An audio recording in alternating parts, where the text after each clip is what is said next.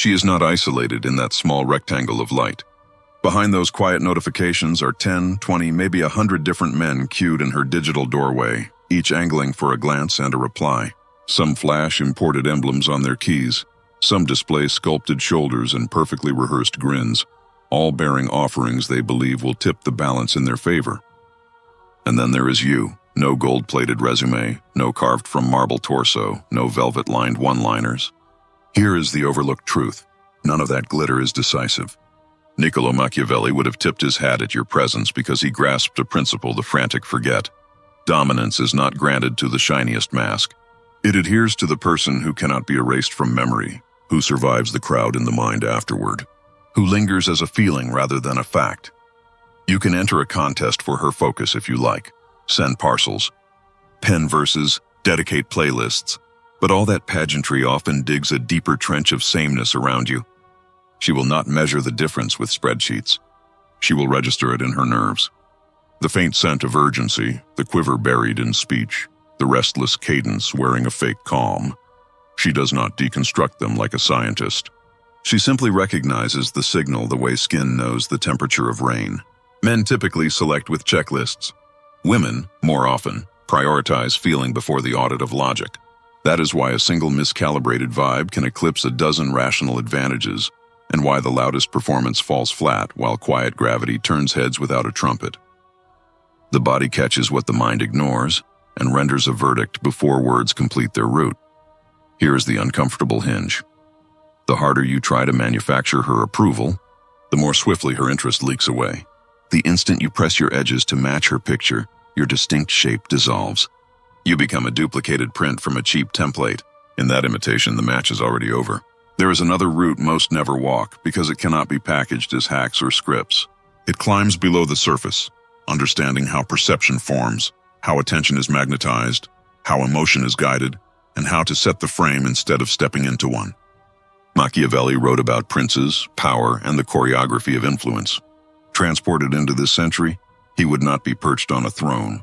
He would be standing beside you, mapping the subtlest currents in the most competitive arena of all, the place where feeling is currency and excess supply destroys prices. A queen and a monarch are stirred by a similar itch. What is scarce? What resists being decoded? What induces a visceral response no one else can replicate? This is not a catalog of sweet talk. It is a field manual for the outliers, the minority who stop playing the sprint and learn to tilt the field. If you came chasing incantations that make someone fall in love by Tuesday, close this page and rest. If you are ready to become the type of man who never races because his presence dictates the pace, remain here. You will learn to invite her choice even when 1,000 profiles circle her like satellites. The 9 who hustle the most have already surrendered, not because they lack style or salaries, but because they believe desire is a finish line, and the faster they run, the further the ribbon drifts just beyond fingertips. Romantic pursuit is not a treadmill paying out to effort. It is a labyrinth mapped by mystery. One person pings good morning with clockwork regularity. Another fires a stream of clever clips. A third offers reservations and a listening ear. Different masks, identical algorithm, more attention, more immediate availability, more patterns she could write in her sleep. That eagerness dumps them into the same drawer labeled easy to reach. And what becomes easy slips into ordinary. What is ordinary fades into background noise. Generosity without boundaries curdles into taken for granted. In seduction, predictability is a slow demise. Every instant reply and extra compliment whispers, "You are the judge. I am here to be chosen." And attraction wilts under the heat of pleading. The paradox is brutal. The more obvious your chase, the less thrilling your presence becomes. Picture a hiring panel. One candidate walks in and blurts, "I'll accept anything. Please let me in." Does that pull respect from your bones? It doesn't. It squeezes pity from them. Real poise rarely posts a billboard. It is felt, not announced. The man who compels a woman's heart doesn't simply outwork the others at offering. He evokes a sensation she struggles to title. That feeling is born not only from what you do, but also from the things you resist doing. You do not plead. You do not stampede. You do not flood her with anxious activity. You trust that interest swells with space, that scarcity tugs harder than abundance, that silence deployed at the right moment can thunder louder than a scripted paragraph. Stepping back is not a trick. It's the natural posture of a life with momentum, a calendar with gravity. She can tell the difference between distance as manipulation and distance as consequence. The man who opts out of the contest unsettles the pattern. He ruffles her expectations without disrespecting them. Questions slip in. Why is he not mirroring the chorus? Why does he refuse to orbit? Why will he not contort for my eyes? Uncertainty ripens into curiosity. Curiosity condenses into attention. Attention, warmed correctly, sparks desire. They line up outside a velvet rope. You relocate the venue. They explain themselves with paragraphs. You say more by choosing when not to speak. They chase immediacy. You practice timing. That controlled restraint is not disdain, it is architecture. It is power expressed as calm rather than noise. It is the difference between a fan and a phenomenon, between an echo and an origin. In that thin distance, people stop asking, "Do I like him?" and begin whispering, "What is it about him I cannot shake?" The men who ignite women's private fascination share a common current, and it is not cheekbones or credit limits. It is the steady hum of self-worth that does not audition. A person who does not fish for attention reshapes a room by simply entering it, the air recalibrating as if a tuning fork rang. That is the music of internal order, emotional steadiness, and a full, ongoing life. She perceives it long before greeting lines form.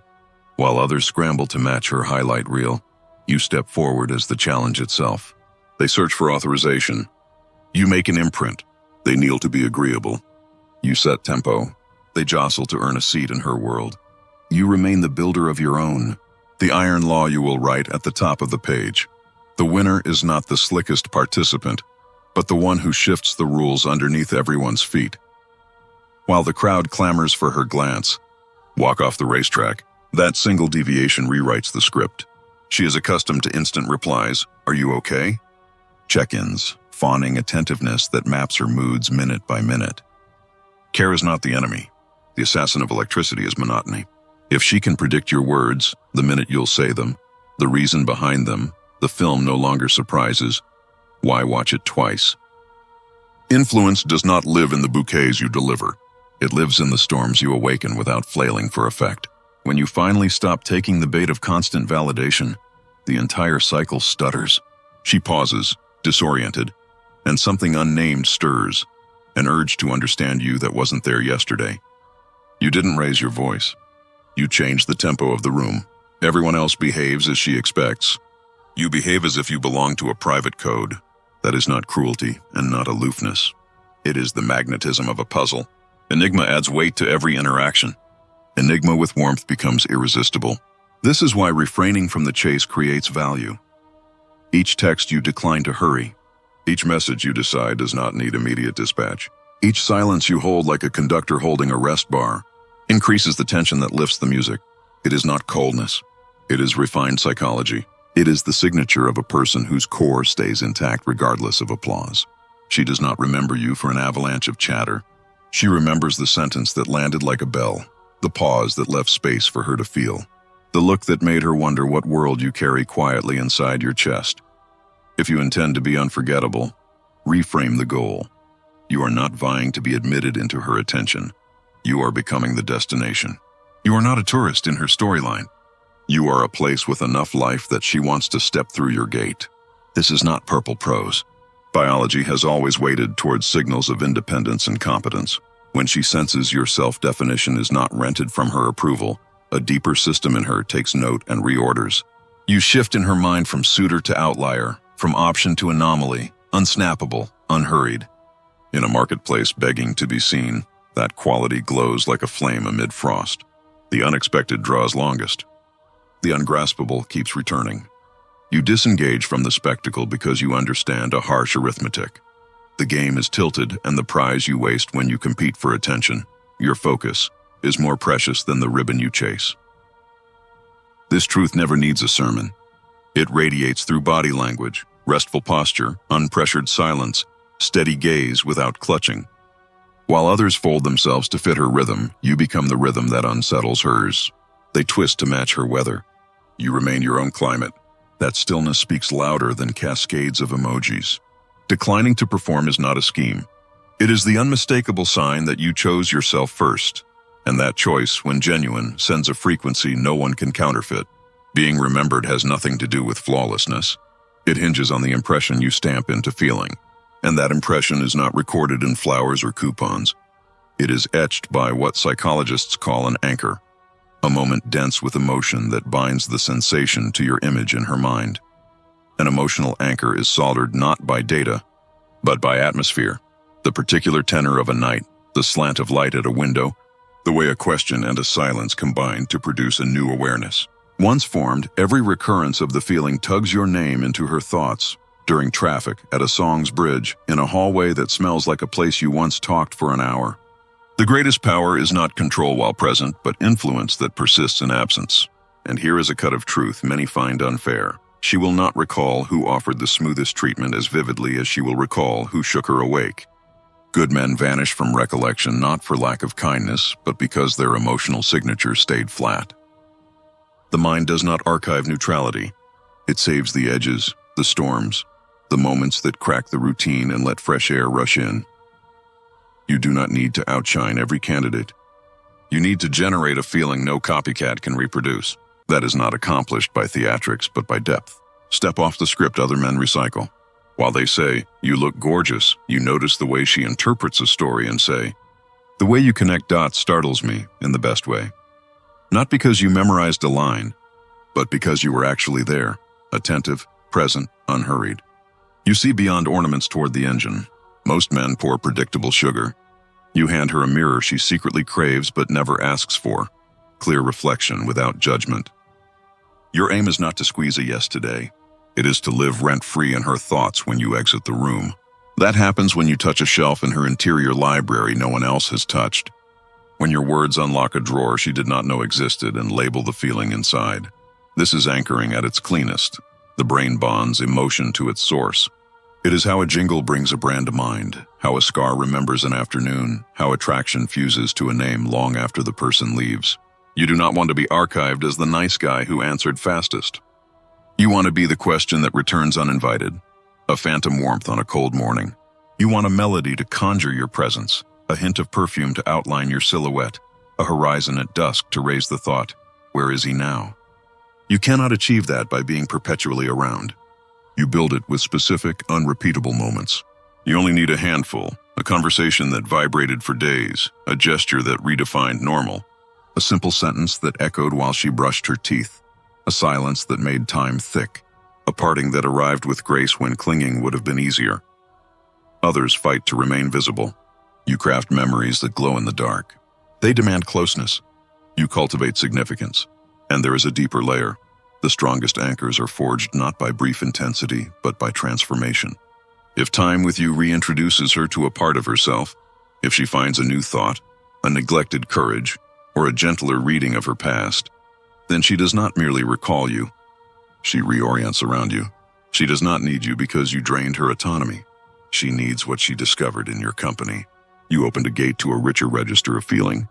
The sharpest danger for your rivals is that this experience remains linked solely to you. You are not a chapter break. You are the hinge, not only a vivid memory, a calibration point. After that, every comparison becomes unfair, not by malice, but by physics. That skew endures. There is a reason you can tick every box on a wish list and still watch the prize drift to another. The culture has not taught the architecture of female desire. Schools hand out formulas that belong on spreadsheets. Friends pass around slogans that wilt in real air. Even family repeats myths. Today, recalibrate. Assume a new stance. Less output, more orbit. Fewer words, stronger presence. Minimal performance, maximal authenticity. Choose depth over display. Guard your attention like treasure. Invest in posture, not theater. When you do speak, say what only a person truly watching could say. When you pull back, let your life, not a tactic, explain the pause. When you move forward, let it be because it aligns with your center, not because anxiety is pushing from behind. Practicalities make all of this less mystical. Build routines that anchor you, training that tightens your focus, craft that absorbs you, friendships that test and relax you, a mission that is bigger than romance. Curate inputs that enrich your interior so your silence hums rather than hollows. Stop treating your phone like a slot machine. Intentional response beats instant reaction. Refuse to sprint for attention. Create conditions where attention becomes the side effect of your momentum. When you do meet, move past templates. Ask one question that no man ever bothered to ask, one that expands the room rather than narrows it. If a moment is dying, do not force it. Let absence plant a seed. Let time do some lifting. Learn to end well. A clean exit is a rarer gift than a lingering text thread. These habits are not tricks. They are scaffolding for gravity. You will be tempted to slip back into the spectacle. There is comfort in formulas, and the crowd will cheer you into mediocrity. Resist. The easy path makes you legible, and legibility kills tension. Keep a private life that no audience consumes. The unseen parts feed the scene. Be generous but set edges. Abundance without thresholds dulls appreciation. Carry warmth, not need. Warmth invites, need suffocates. Practice humor that reveals intelligence rather than insecurity.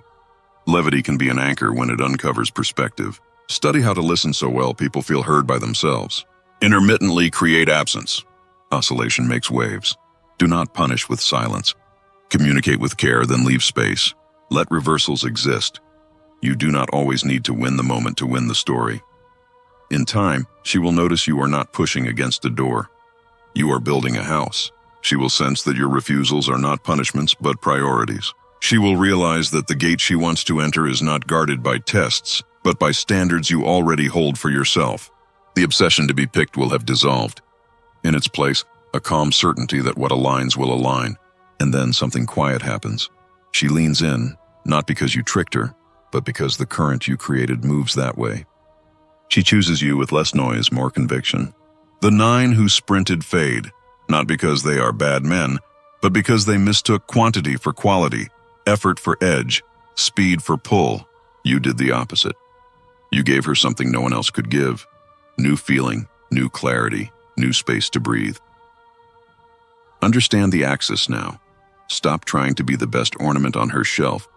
Become the one artifact she cannot misplace. Let scarcity serve truth, not ego. Turn down the volume on proof. Turn up the density of presence. Trade applause for focus. Raise your floor rather than chasing higher ceilings. Your value is not a campaign. It is a condition. And when that condition is real, she will feel it first, think about it second, and remember it last. The crowd will continue to perform outside the window. Smile, close the curtains when you must, and keep making a life so unmistakably yours that anyone who steps into it feels the difference like a change in weather. That is how you stop competing. That is how you become unforgettable. That is how the game ends for them and begins for you. Desire in women follows a different circuitry than in men. And this contrast is not poetic flourish, but rooted in how the brain prioritizes signals and stores meaning over time. When men register attraction, sight often takes the driver's seat. Whereas in women, the systems governing feeling and memory build the narrative that matters. What she experiences around you, within you, and because of you. She is not captured by a snapshot. She is carried by a sensation. 2 men can share height, symmetry, and status, yet one becomes magnetic while the other dissolves into the room. The divergence is not bone structure, but the emotional wavelength beamed through behavior, timing, and presence. What sets the spark is intensity paired with uncertainty. The pulse that moves her plus the thrilling question of when it will surface again. Flatten the rhythm with too much control, constant availability, and linear conversation, and you sand away the very contours that create depth.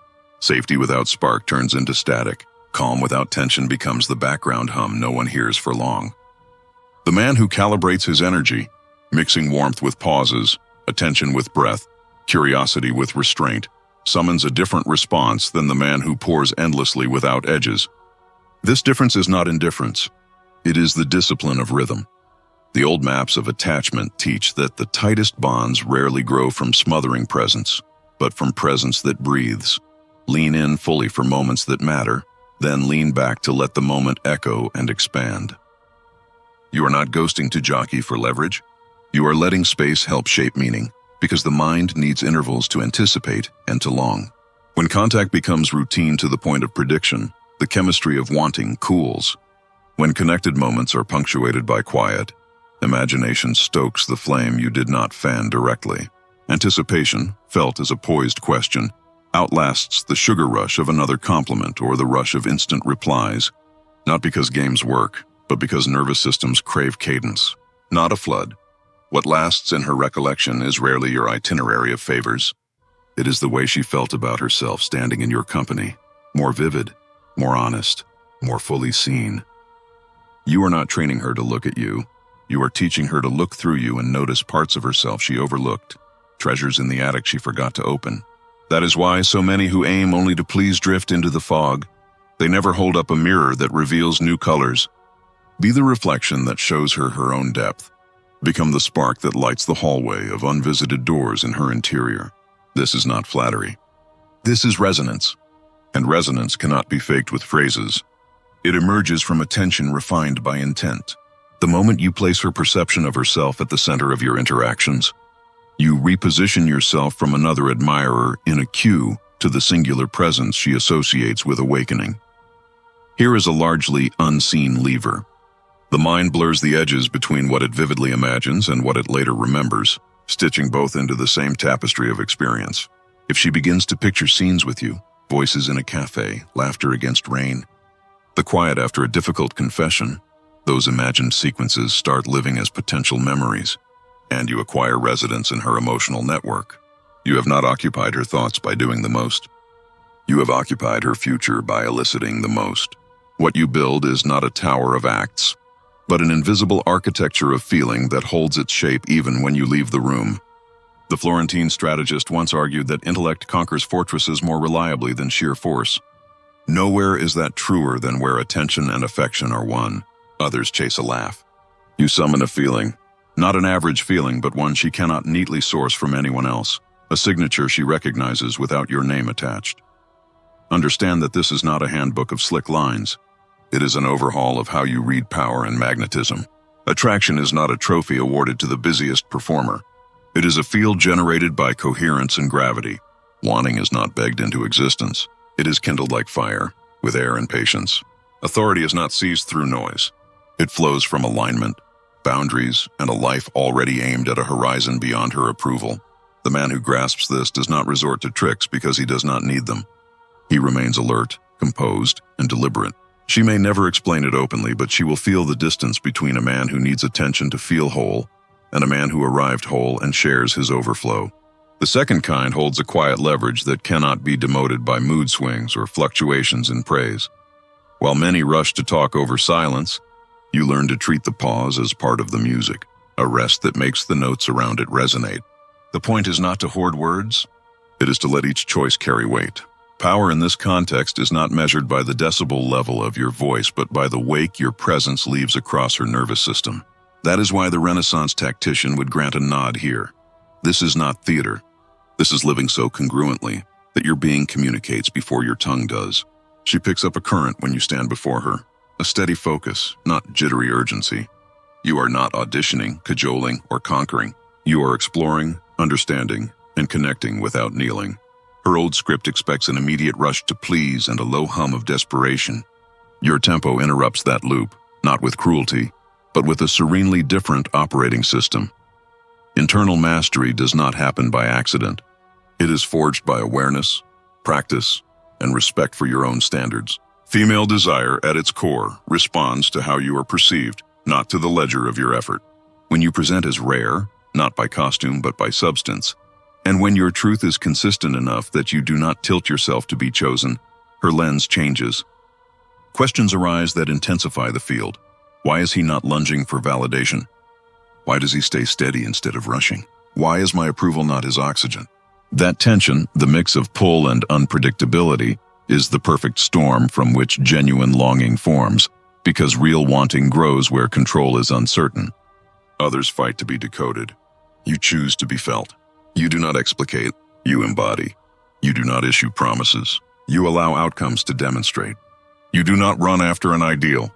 You become one. Certainty does not wear a mask of bravado. It walks in with calm. Such poise cannot be forged the afternoon you want it. It is tempered over years of reflection, limits honored, and choices made when no one is watching. That is why her usual maneuvers collapse in your orbit. There is no air for games because you will not barter with reciprocity. If appreciation does not flow both directions, you do not slam doors. You simply step away and maintain your temperature. The old maxim about fear sustaining order has a cousin in attraction.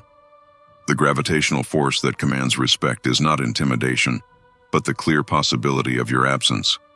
When she realizes you could choose peace over proximity at any time, not as punishment but as principle, she recalibrates.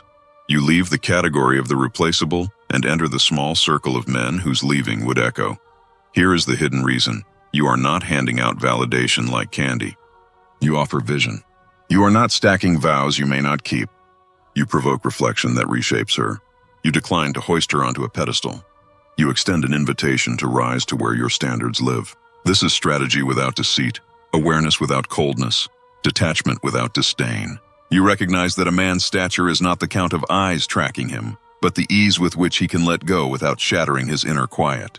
Many confuse attachment with devotion, believing indefinite perseverance proves depth. They were never taught that in the field of feeling, command belongs to the person capable of leaving with grace. Here is the paradox that governs outcomes. The one who can walk away without shaking is the one who tends to stay longest, because he remains by choosing, not by clinging. Choice, not dependency, alters the chemistry of every exchange. If she drifts, your center holds. If she delays, your day remains yours. If she changes, your posture does not fracture. Wholeness in her absence is the quality that turns you into a reference point instead of a placeholder. People value what might no longer be at arm's reach. Permanence invites neglect. Communicating through action that you will not remain where regard is missing sends a message louder than any flowery declaration. Life continues and I continue with it. Staying here is a privilege we both must uphold. To a mature woman, this is not arrogance. It is a melody of clarity. It is not hollow pride. It is operational self-respect. It is not a bluff. It is knowledge of who you are and what your energy costs to sustain. The realization that you are truly willing to go, not angrily, not dramatically, but peacefully, lights a fuse of urgency inside her that speeches cannot light. That is how you become the man whose absence weighs more than most men's presence. You do not menace, you model standards. You do not demand, you exemplify. That weight is not coercion. It is the gravity of a person who refuses to fracture his integrity to gain closeness. When a woman recognizes that even her beauty and attention cannot tempt you to abandon your guidelines, she engages at a higher altitude. You are no longer part of a ranking. You are the metric by which others are measured and found wanting. Self-mastery creates this paradox. You are able to leave, and yet you become the only one worth keeping.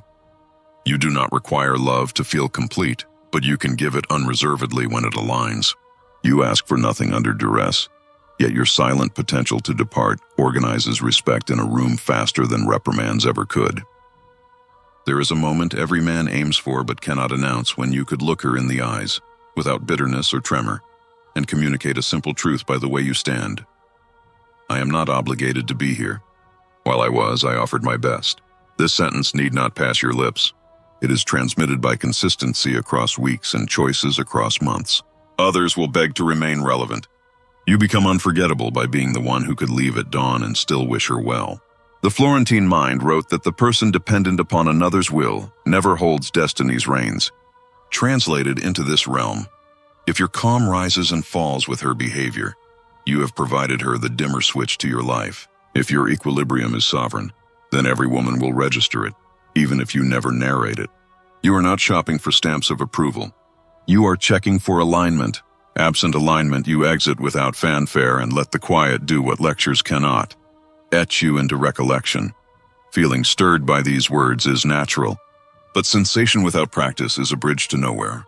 Many nod, feel heat in the chest, then drift back into habits, typing out doubled messages that should be left alone. Inventing reasons to circle when space is the medicine. Shaving off standards to squeeze into rooms that do not deserve their presence. The remedy is simple and hard. When plans are canceled, do not rage and do not rearrange your life to orbit. Answer with poise and continue your path. When a message receives no reply, do not stack emotions atop the silence. Allow the silence to carry the meaning it already carries. If distance arrives from her side, do not pave it over with extra effort. Mirror with kindness and mark the boundary. None of this hardens overnight. But each time you trade an urge to plead for an act of self-respect, you retune your own brain. Soon you will notice firmness where anxiety used to buzz, steadiness where fear used to rattle, and clean lines where confusion once smeared the edges. The mind aches at first because the ego wants every story to resolve in its favor. Then comes the relief of a new rule discovered. Anything that demands self-shrinkage to continue was never fit to begin with. The Florentine did not pen treatises on romance, yet the principle applies. The finest victory is refusing to surrender yourself in the chase for another. Replace the question, "How do I impress her?" with, "Am I living as a man who backs his values at every small turn?" When the answer shifts to yes often enough, you will not need speeches to convey it. She will sense it the way skin senses approaching weather. You volunteer less proof because your life is proof. Most will arrive at this juncture and lower their gaze, returning to the race to stand out in threads she will delete next week. You are reading this because a quieter part of you already understands. Wanting is created, not harvested from pity. Respect radiates outward. It cannot be demanded into place.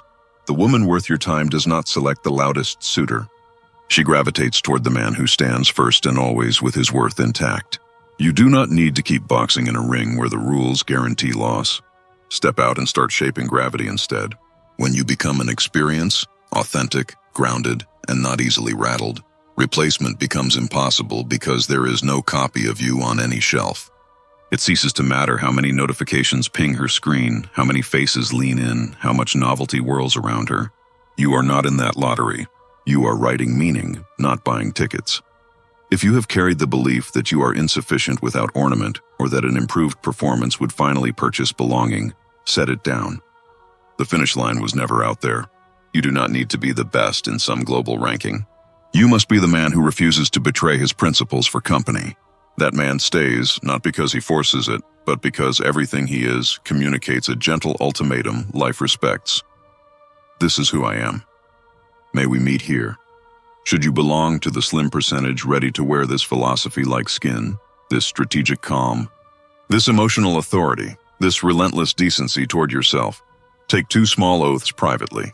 First, commit that your next interaction will honor your standards rather than your fears. Second, decide to keep learning, refining, and pruning until your presence speaks more clearly than any script. Let this piece be the hinge, not the high.